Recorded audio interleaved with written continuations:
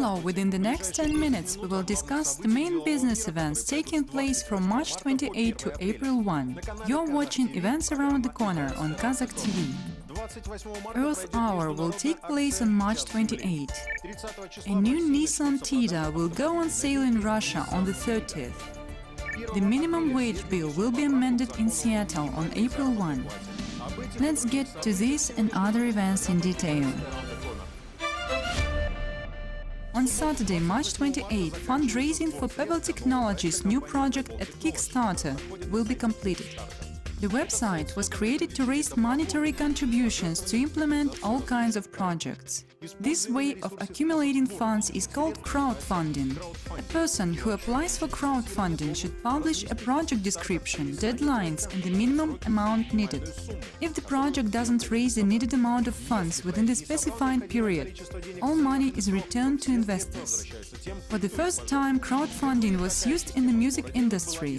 In 1997, fans of the British band Marillion contributed $60,000, the money needed to finance their US tour.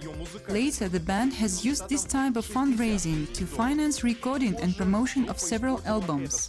In 2004, the first structured crowdfunding was carried out via a special website that ensured accumulation of funds and certain payoff for investors. The startup Pebble Technology presented a project of smartwatch with e-ink display for iOS and Android. Pebble Watch is connected to a smartphone by Bluetooth and displays information on incoming calls, short messages and emails. The project has raised more than $10 million, setting the record at Kickstarter. Since the start of sales in 2013, more than 400 smartwatches have been sold. On February 24 this year, Pebble Technology started raising money for the project to launch the second generation of smartwatches. The new features include a color display and inbuilt microphone. According to the manufacturer, the new smartwatch will not require recharging for a week. The announced minimum amount was $500,000, but 1 hour after the project was published, it raised more than $2 million. By mid-March, the amount raised grew to $19 million. Interestingly, after the Apple Watch was presented on March 9, the interest in Pebble products grew by 170%. Whether this was due to the growing popularity of smartwatches in general or the fact that potential consumers didn't like Apple's new gadget remains unclear. Earth Hour will be celebrated worldwide on the same day, March 28. This is an annual event held by the World Wildlife Fund to demonstrate commitment to the planet.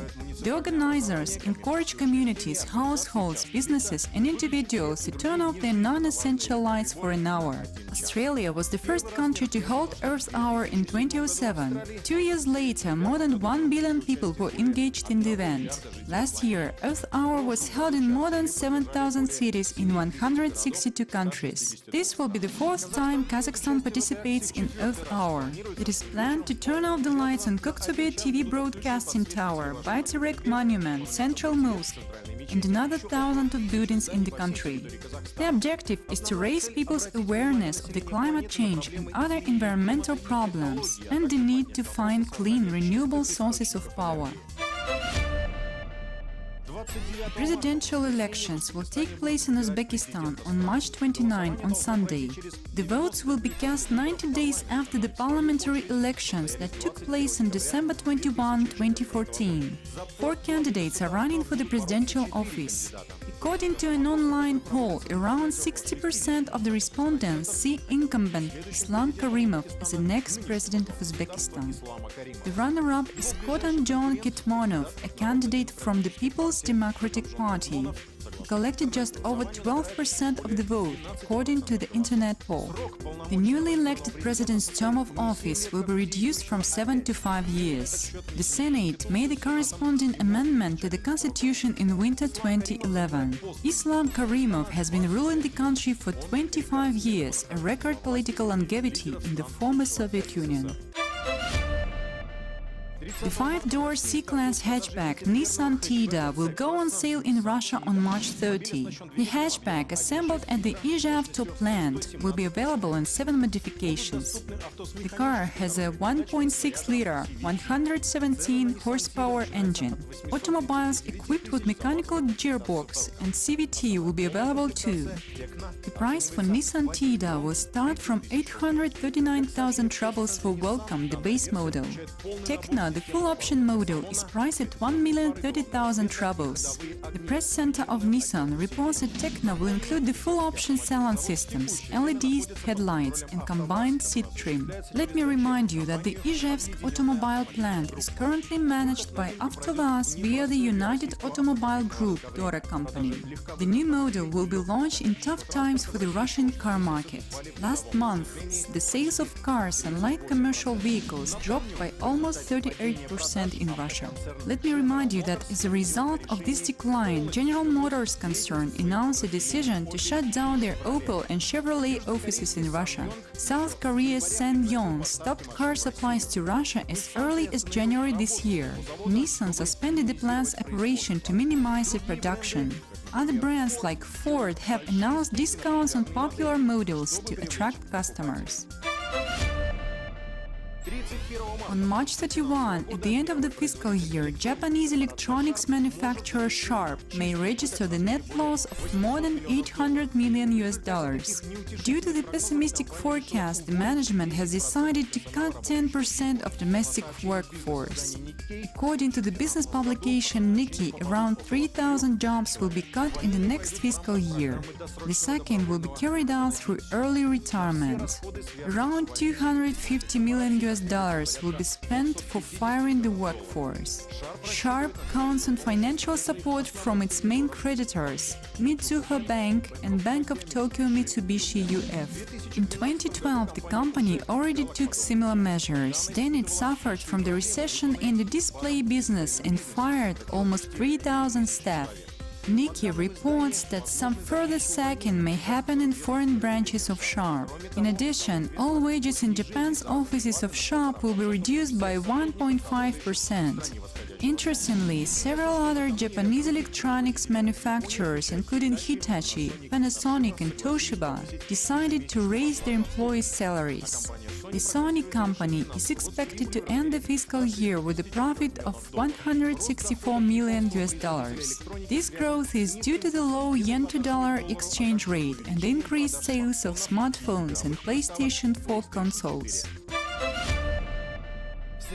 The Russian central bank will double the risk coefficient for mortgage loans in foreign currency to 300% on April 1. After the ruble collapsed, people who lent money from banks, including mortgage loans in foreign currency, found themselves in a tough situation. Many of them don't have the financial capacity to repay the debt. To escape a similar situation in the future, Duma is considering a draft law on completely banning mortgage loans in foreign currency. The TASS agency reports that this draft will force the banks and other credit organizations to restructure obligations under the existing mortgage contracts, including fines and penalties. In turn, the central bank doesn't believe it necessary to formalize restrictions like this, because introduction of the new coefficient will make foreign currency loans unprofitable for banks. The minimum wage bill will be amended the same day in Seattle, USA. Under the new bill, the minimum wage will be set at $15 per hour, which is twice as much as the national minimum. As a result, many restaurants in Seattle will have to close, as 36% of profits will have to be used to pay the wages, restaurant experts claim. Given that 60% of the total revenue is spent for food supply and rent, the net profit will stand at a mere 4%. Experts give an example of an average restaurant with a revenue of $700,000 per year, which would earn only $28,000 of net profits per year. Experts believe that the restaurants which decide to stay will have to raise prices and buy cheaper ingredients of poorer quality. They will also have to cut working hours and fire some staff. This has been our perspective on the coming few days. You've watched Events Around the Corner. See you next time on Kazakh TV.